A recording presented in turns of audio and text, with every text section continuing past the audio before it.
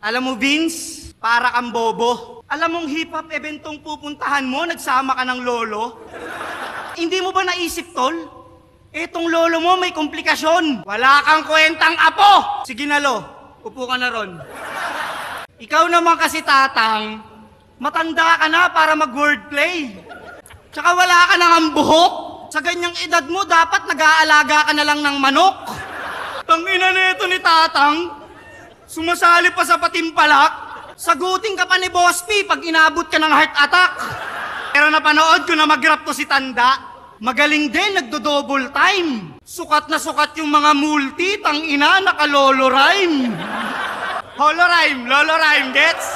Boss P, ang kinall out ko, all God, binigay mo, senior citizen. Oo, matanda ka na, Dodong. Pangatlong buhay mo na to ngayon. Nung binubuo yung pyramid, isa ka sa mga mason. Marami ka ng karanasan.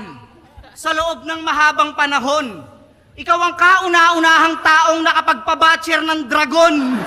Bumabalik? Bakit kung kailan tumanda ka na saka ka lang sumulpot sa hip-hop? Kasi dati wala pang pera, kaya mas priority mo mang hold up. Sa mga hindi nakakakilala, gusto ko lamang pong ipaalam. Siya si Dodong Saipa, bago siya maging rapper, miyembro siya ng Martilyo Gang.